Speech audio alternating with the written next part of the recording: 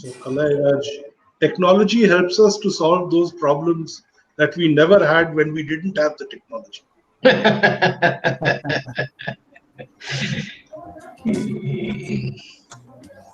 Good morning, friends.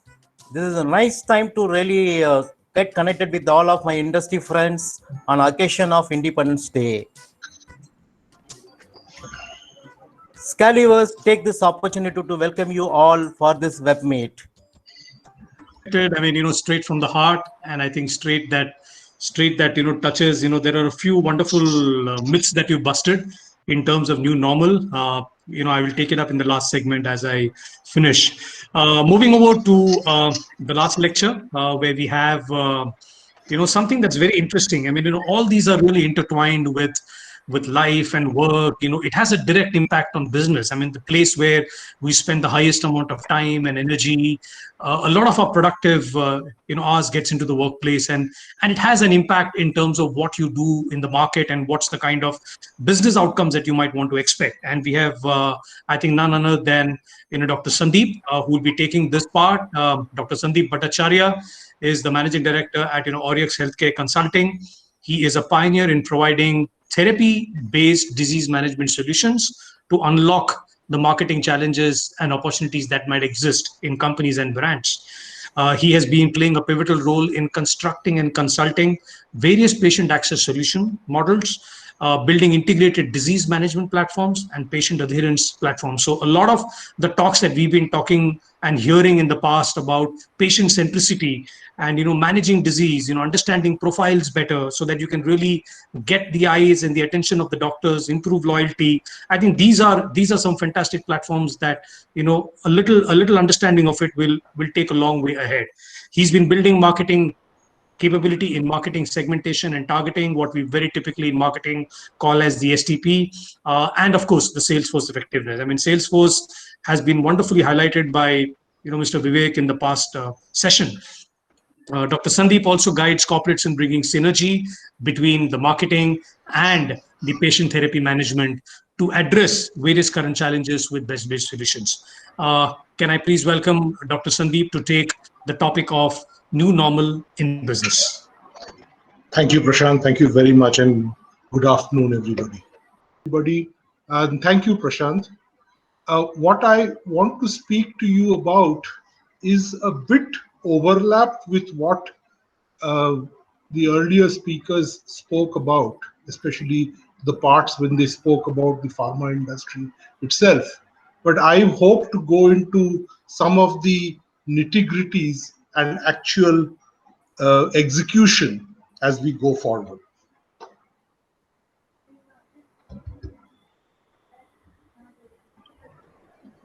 Life in the pharmaceutical industry in India before Corona and after Corona. Life before Corona was for the chief executive very simple. He had a broad portfolio of products. He had a basket approach for a doctor. He had armies of medical representatives. He had focus on specialists. He had focus on CPs, less on GPs, CRM programs to motivate key business leaders, discount schemes at retail levels. It was not very nice a job for the medical representative, as Dr. Hathangadi just pointed out. But at least for the chief executive, it was a very easy task. Then Corona hit, and pharma growth fell to minus 20% in April. It has gradually recovered to minus 2% in the April to June quarter. What we have seen, and this is what Prashant spoke about also in his opening remarks, that larger brands did much better than smaller brands. That chronic brands and episodic brands did much better than acute short course therapies. What does this show us? That at the end of the day, it's all about patients. If the patient is on a chronic medication, he will continue to take Corona or no Corona. In an episodic brand, like for example, a proton pump inhibitor, whenever he gets hyperacidity, he will take it on his own. Patients have driven this business during this corona period. Doctors have been less involved during this time. And it has shown us what is the actual power of the patient in this marketplace. Doctors, however, have been highly challenged in this time. They are struggling with new technologies. Only 4% have switched to patient management software. The industry is carrying on with their usual go-to-market model, however, using digital technologies. So instead of knocking on the door of the doctor, the medical representative is making a WhatsApp call, a video call, a Zoom call, a webinar. On the other side, look at the doctor. His patient footfalls are down 90%. His elective surgeries are down to 0. He is doing at best a few emergency surgeries. His earnings have gone down dramatically, but his costs are still high. In this scenario, when he is under economic pressure, the same kind of brand reminder, doctor, please write one more prescription per day, as Mr. Hatangadi very correctly pointed out, is probably the wrong way, and it irritates everybody. The doctors are therefore tired of this share of voice pressure. In the last survey done with doctors, 53% said they were totally tired of WhatsApp messages. They were on an average receiving 9 webinar invitations per week. And of them, the important doctors were receiving far more than that, and which they are unable to actually meet. Doctors began resisting medical rep contacts on the phone. In fact, I have seen boards outside hospitals which say medical representatives are advised not to call doctors on their phone. Please send a text message, take an appointment before you make a call. The dropout rates before and during a webinar is as high as 80%. A particular company organizes a webinar, 150 people sign up for it, but actually only about 100 actually join. And by the time the webinar is halfway through, not more than 20 or 30 are still on the webinar. Busy practice doctors, they prefer this digital. The ones who have relatively less practice are still saying, we prefer the medical representative coming and knocking on our door. But we are seeing a push, where doctors want the content to be the king, where the content will pull them and not be pushed with content from our side. They want more medical conversations, not detailing. So where do we go from here? We need a new commercial agenda for Indian pharma. We need to redesign the go-to-market model for the new normal. The first part is our portfolio. We typically have hundreds of brands.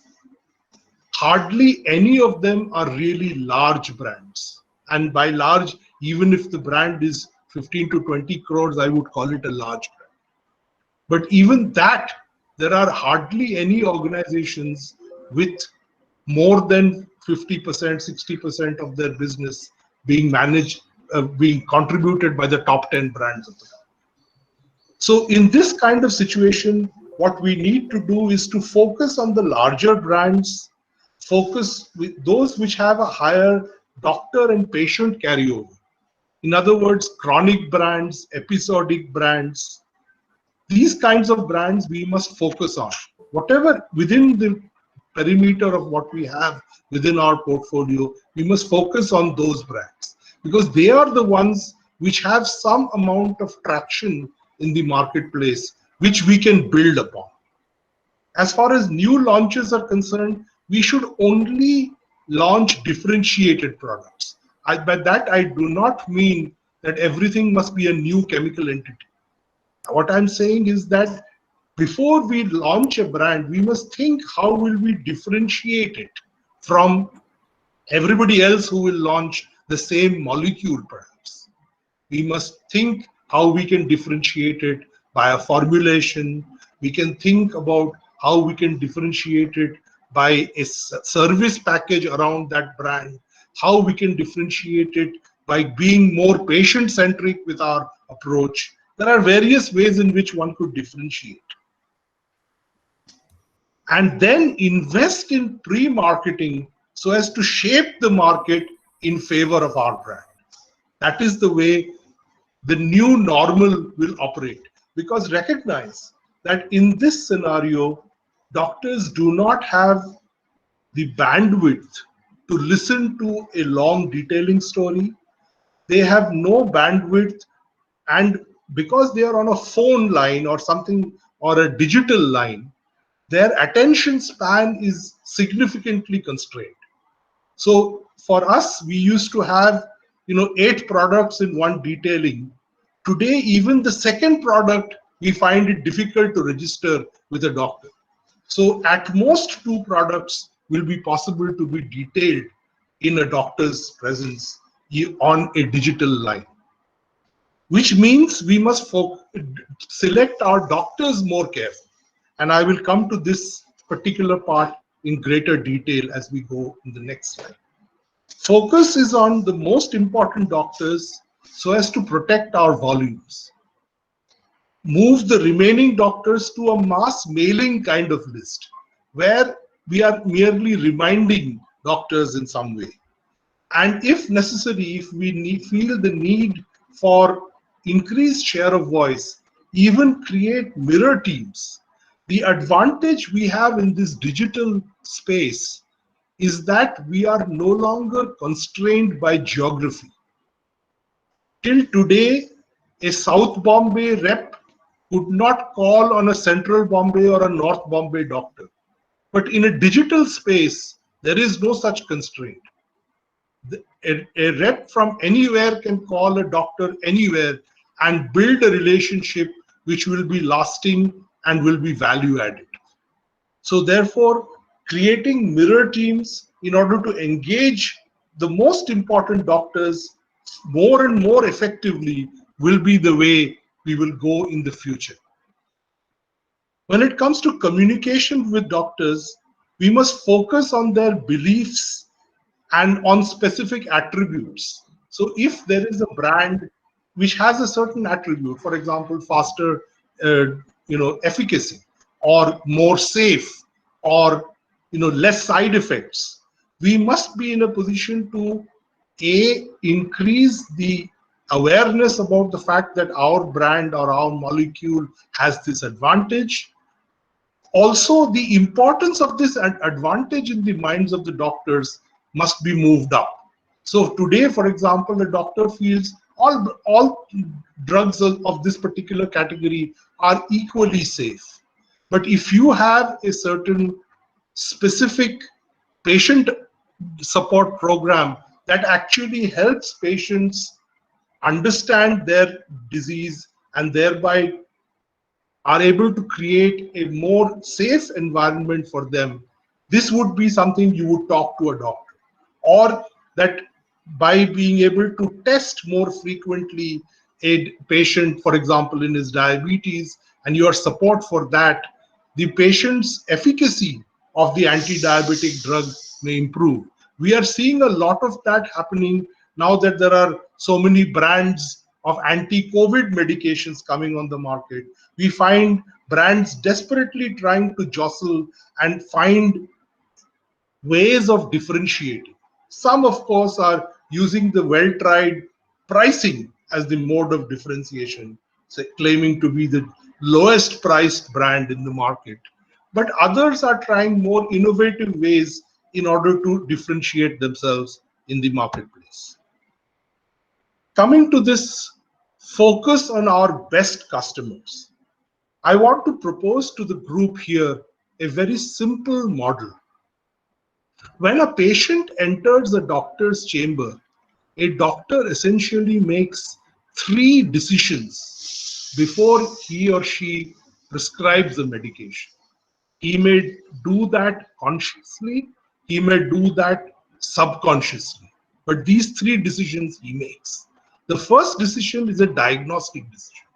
So the patient comes in, and describes his symptoms, and the doctor takes a call and says, I think this guy has diabetes. And then he expands that diagnosis to say, yes, but he also has blood pressure, and therefore he is at this kind of risk, and therefore I need to prescribing him something.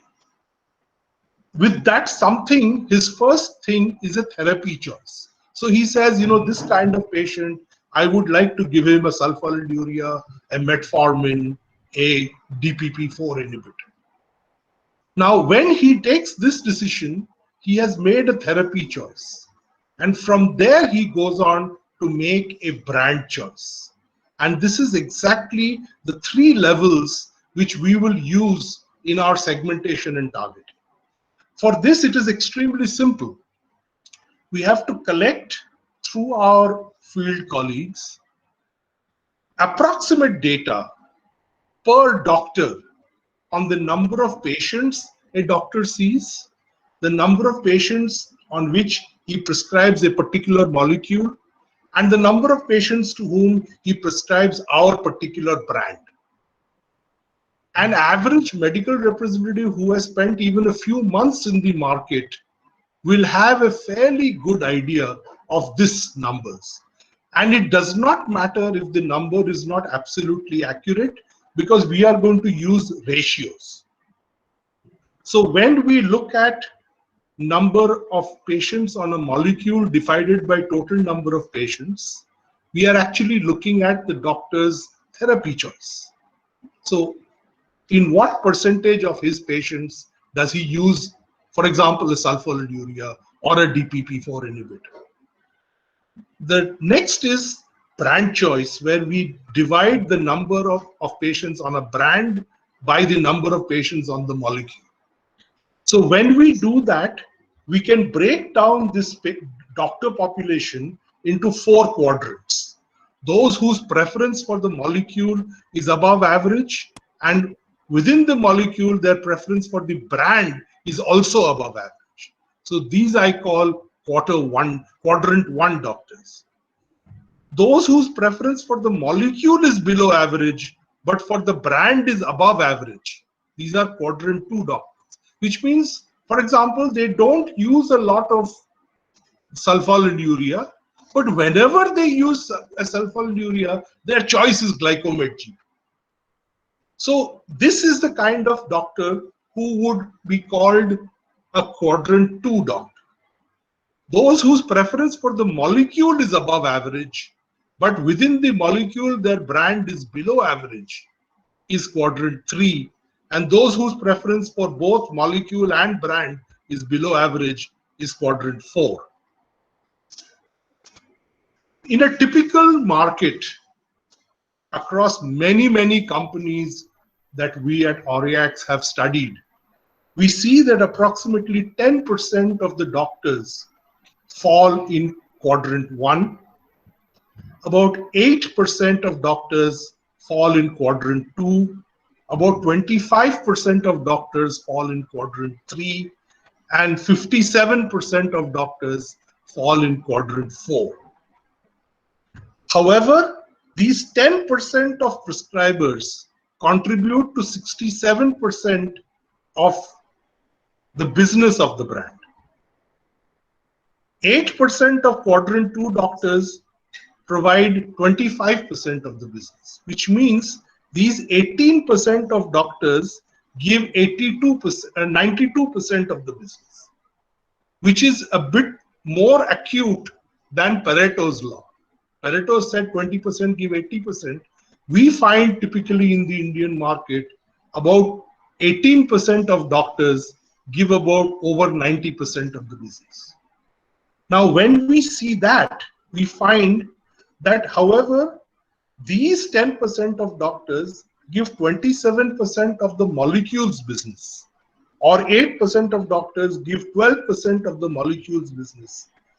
But they have 27% of the patients and 20% of the patients in quadrant 2, which means if I want to protect my volume and I am under cost pressure, I am the manager of a BU and my CEO tells me your sales are down during this corona and you have to still maintain your profit contribution.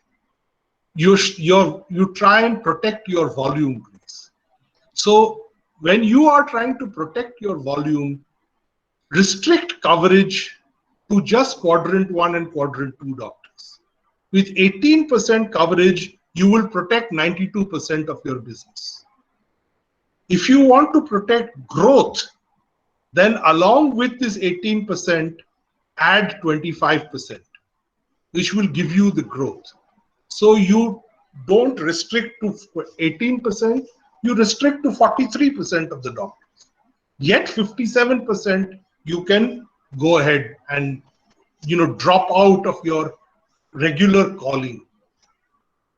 If you want to expand, which in this current situation I'm not so sure anybody is trying to do, then you should go back to your old model of covering all the doctors. But in the current model, especially when the number of products being detailed is at such premium and that we can only call on a doctor with 1, maximum 2 brands in a call, this is where restricting the number of doctors to whom we are making one-on-one calls is extremely important.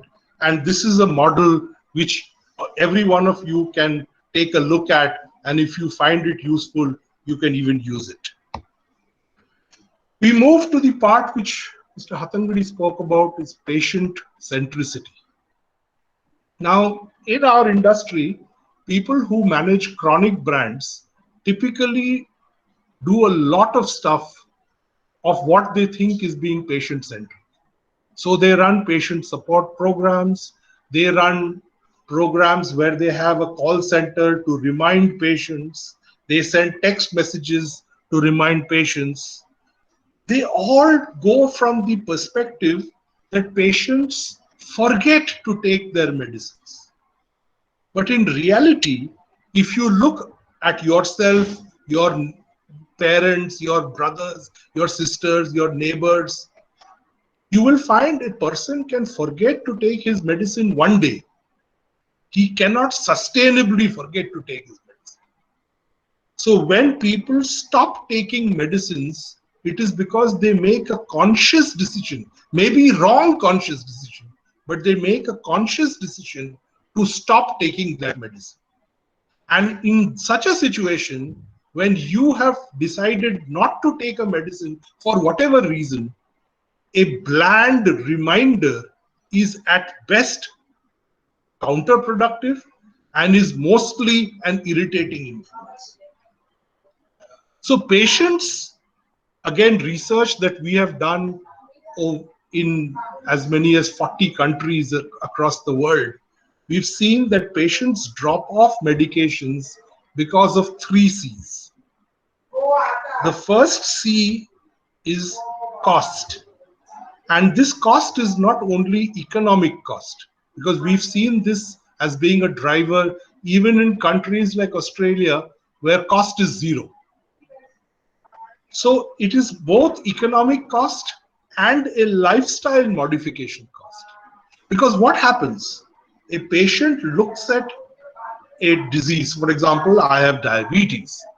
In my mind, if I treat myself for diabetes, I have a certain cost, maybe 1,500 rupees a month.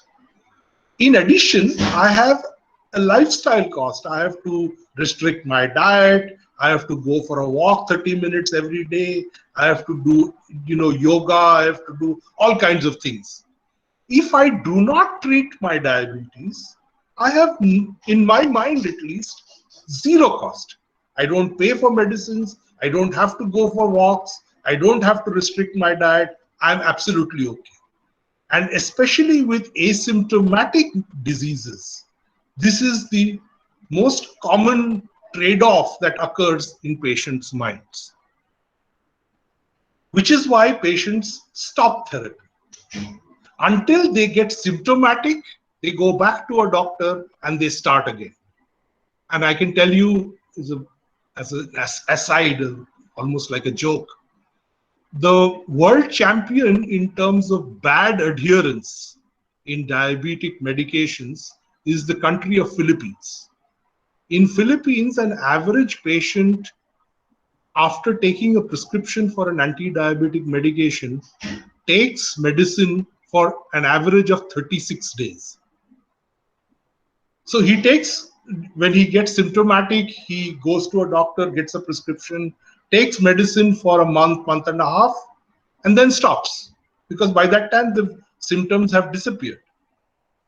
Again, 3, 4, 5 months, 6 months later, the symptoms reappear. He goes back to the doctor, again gets a prescription, again takes for a month, month and a half, and again stops. This is the scenario where in the Philippines. In this scenario, addressing these 3 C's in a counseling program, we were able to increase adherence to 96% adherence at the end of 2 years.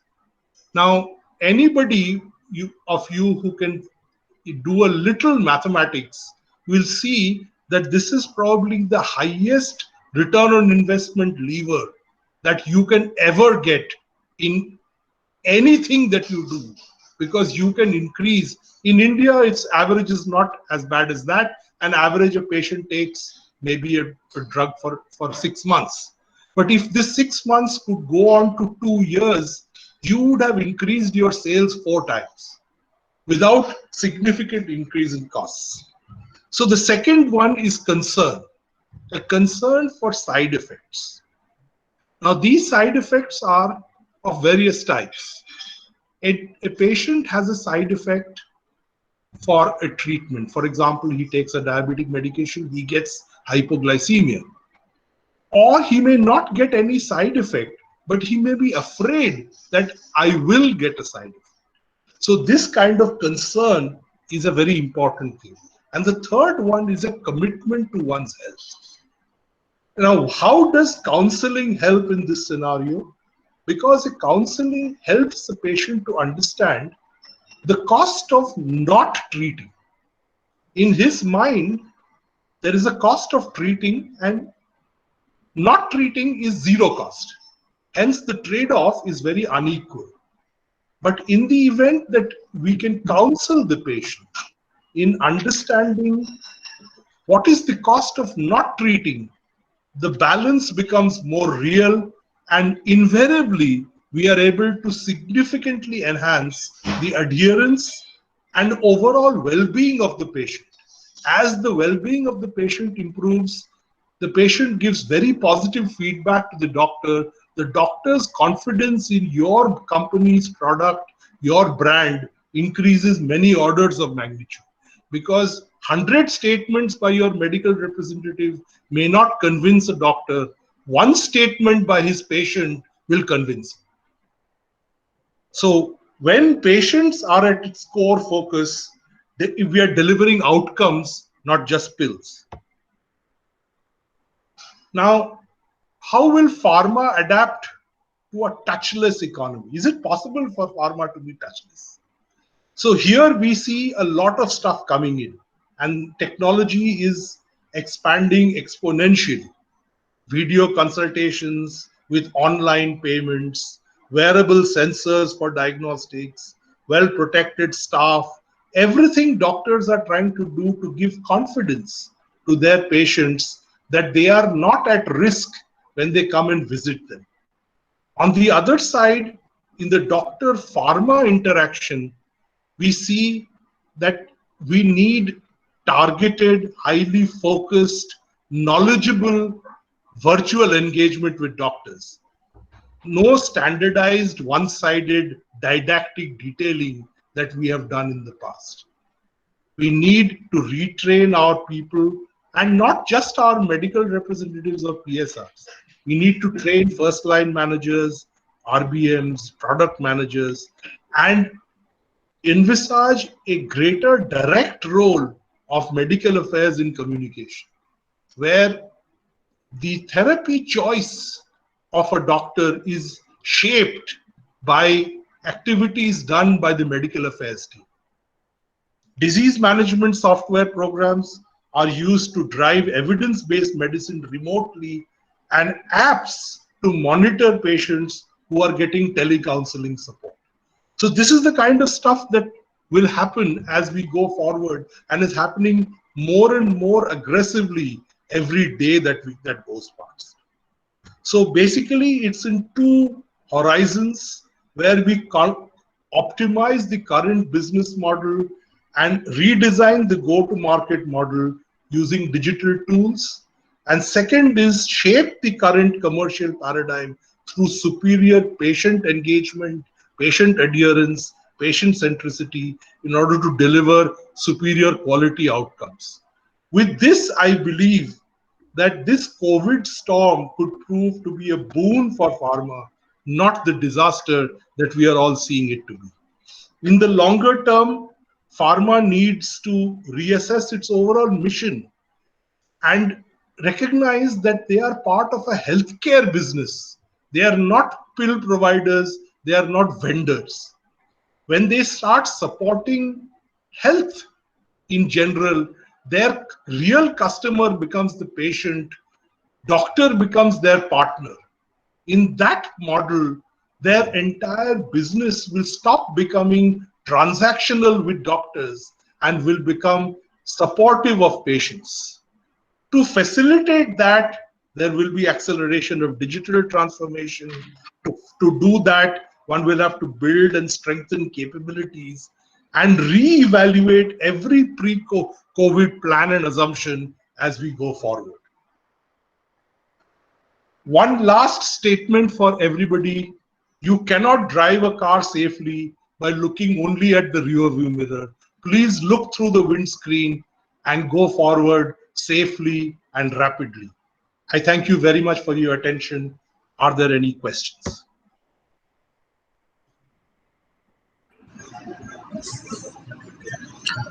Thank you, Dr. Sandeep, for this wonderful session. I think it has stirred quite a few thoughts, expectedly in us in terms of trying to balance the whole thing.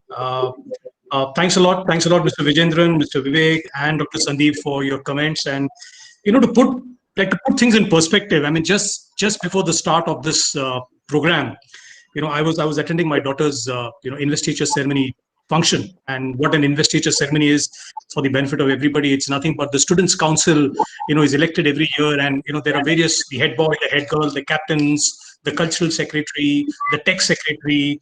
They've also started having a creative and a digital secretary in the latest council, and it was amazing to see the kind of confidence that the young minds have. I mean, the kind of clarity that they bring onto the board. Many of us, even today, after decades of experience, probably fall short in terms of where we are trying to look at things and what we are trying to do. Some of the highlights that I heard today was on what it means to be having a clear mindset, what it means to be having an open mindset, what it means to have a decision-oriented mindset. I mean, these terms coming in from 15-year-olds, 17-year-olds, I think probably shake up what our thinking is all about. And I think today, what's been the attempt to really, put across as a team is to really try and see how this new normal can be managed better, how this new normal becomes a part of, our normal, and rather calling it the new normal, the next normal. We could have various parlances to really try and see how this fits in, but that's where it is. I mean, coming to what I think, I think Mr. Vijendran's session brought about today for me. I've made a lot of notes. I mean, I've got my notes completely filled up, which is extremely important, because these are pearls that come in from experience. These are pearls that come in from wisdom. I must tell you, experience a lot of people have, but wisdom comes in when you start applying those experiences and applications a lot more religiously. He touched upon a very interesting subject about job preference and house preference. I mean, this is something that we need to balance. And I could see some of the videos that were on when the whole session was going on. Gone are the days when we used to attend a program as serious as this, with people moving around, with disturbances on, with someone crying, and this is a part of our normal lives. How do you really manage your job preference and manage the house preference at the same time is going to be quite a tricky part, because the tomorrow is uncertain. As he says, the light of the tunnel that you see at the end, one doesn't know when it is going to come, but there is light. There is light for sure. And the more opportunistic you are, the more optimist you are, you will probably start seeing things a lot more closer than they are. Just remember the sign on your rear view mirror that tells you objects are a lot more closer than they actually are. Uh, Another interesting aspect that he picked up on is the immense media consumption. There's been a plethora of it, and I would say in this digital era that I keep telling. I know that I have Sunil also on board here in this session, who's a very strong proponent of digital. For me, the digital era and the digital deluge has got two key components. One, we must start improving the digital literacy. We need to start picking up, what do we need to know about digital, how much do I need to be present in digital, at what extent do I need to spread out my digital campaigns, is something to be rather being literate rather than just go all out. And the second is, when you are more digitally literate, I think you will be more digitally responsible.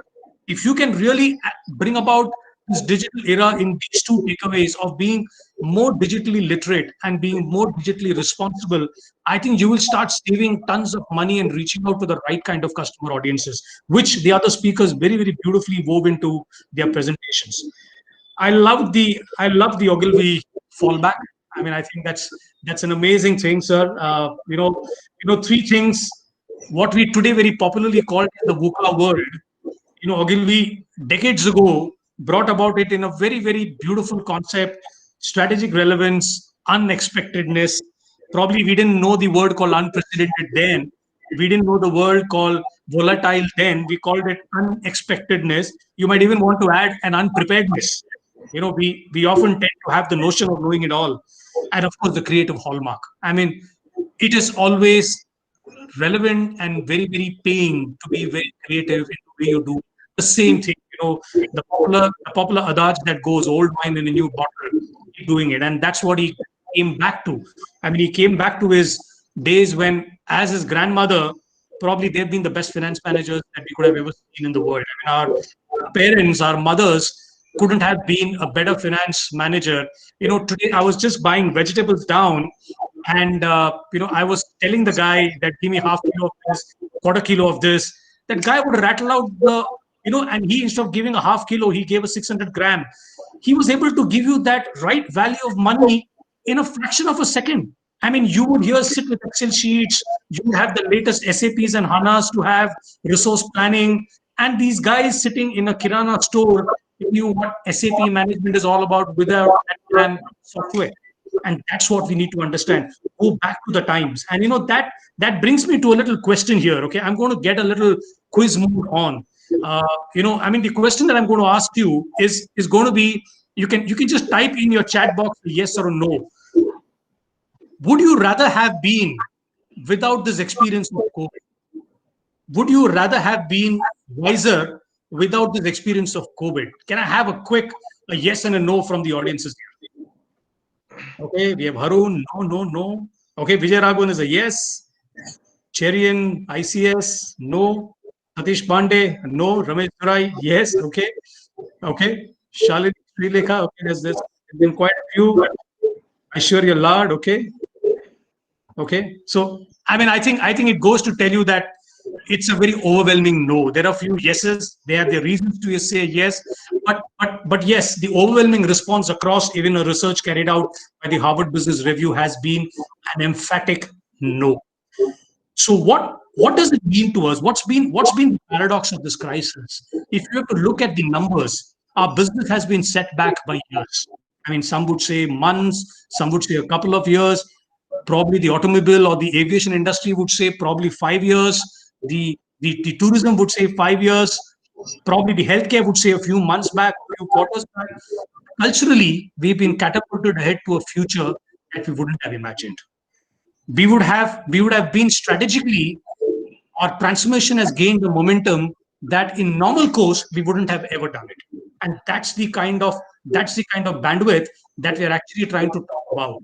So for me, really brought about the financial prudence of the yesteryears that Mr. Vijendran brought it very rightly. We've learned to be a lot more prudent. We've learned to be a lot more prudent. I was talking to an L&D specialist yesterday, and I was just trying to tell him that, earlier, if I would have been very happy living the month with a lakh of rupee as a normal expense, probably COVID has taught us to live with 50,000 a lot more peacefully in the confines of our house. So we've learned to believe that less is even more.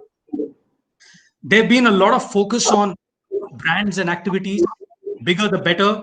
I think the larger ones will have lesser shocks. The smaller ones will have multiple shocks.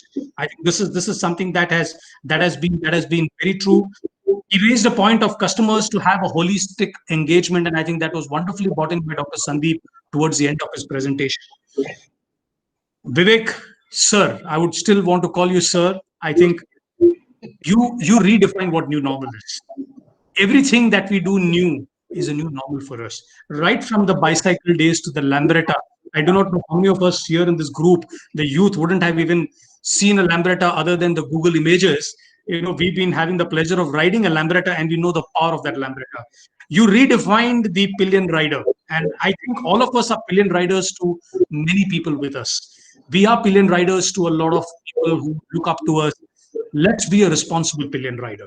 Let's really usher them and facilitate their journey to greater success.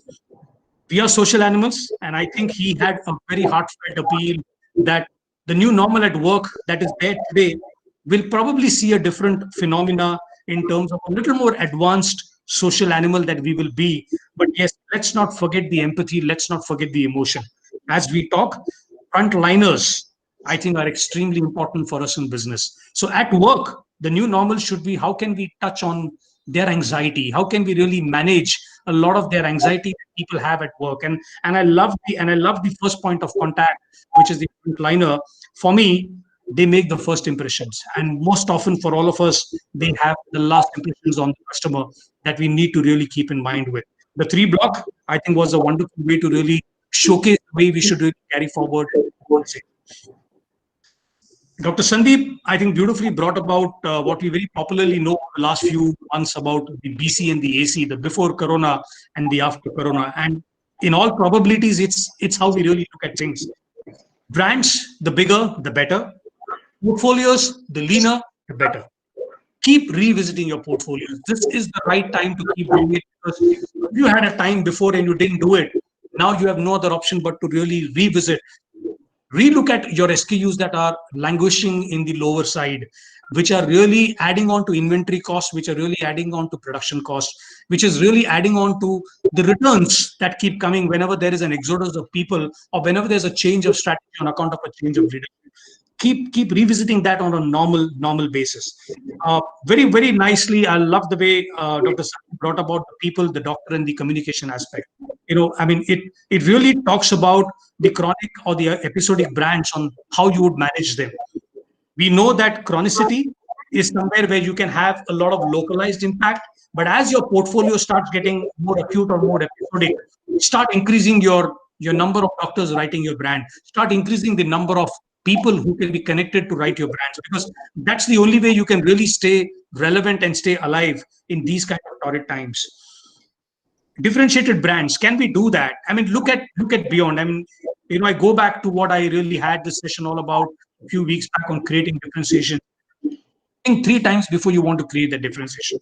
People who are there from NMIMS, where I take the topic of new product launches, keep asking the question 10 times, why should you launch a new product? I mean, I would rather have the question on why a new product rather than launch a new product. Be very sure that you really have something that can spur the rep's excitement to go to a doctor. Because if the rep is not excited, trust me, your doctor is as good as closed chapter for that new product that you might actually launch. Digital or non, that is your choice, the format you want to choose to launch it. Focus on important doctors to protect. I mean, that quadrant at first looked a little overwhelming, Dr. Sandeep, but as you went through the quadrants, I think for people who've paid attention to the session, it's a very, very easy way to really look at it. The Q1, Q2, Q3, Q4, very beautifully put up. And I love the way you really talk about how the patient journey flows inside. When a patient walks in, and this is something that people associated with me have been talking, when a patient walks in the clinic, the doctor looks at the diagnosis, the doctor decides on what molecule he needs to use, and the doctor decides on a brand. And all this happens in a fraction of seconds. And if your brand can really register that prescription, I think the rep has done his job. The marketer needs to influence that small little millisecond journey so beautifully well that you can actually get about it. Breaking the geo barriers with a digital onslaught. I think this is so beautifully put, Dr. Sandeep. I think you really talk about on how you can move across, which class of doctors you can really leverage through the digital onslaught. Extremely well. I think I love that focus on what you really brought about. Patient centricity. I've been another proponent of what you rightly put across. I am sometimes amazed at how marketing is still extremely in the medieval era. We love to take doctor feedbacks on new product launches. We love to take doctor feedbacks on campaigns. How much have we spent that same amount trying to understand what are the patient responses? How do you categorize patients? How long do patients use? And you very rightly put, patient counseling can be one of the biggest ROIs that one can actually have. And this is very relevant to chronic medications, or even today to subchronic medications. Because if you don't do patient counseling, we have seen doctors who change chronic medications purely because of a CRM initiative done by a company. So please don't rest on the laurels that patient chronicity, once a prescription earned, is a prescription forever. It is not. I'm sure Mr. Vijendran will relay about the early days when Cipla used to market the inhalation therapy. We thought that a prescription earned is a prescription for life. Yes, probably in less competitive eras that works. But in today's competitive era where there are multiple brands, please don't rest on that laurel that if I've got a prescription for an anti-hypertensive medicine, it's going to be lifelong. It can change. So use a lot of patient-centric models to try and give that back pressure to a doctor, which can ensure that your products are really met. And I think this is what brings to me the point whenever you raised is, patients first and doctor next. I mean, if you want to look at a patient-centric model, it's patients first and doctor next. Like the famous Vinith Nair book that spoke about employees first and customers second. This is something that we might want to carry forward when you're talking of a pharma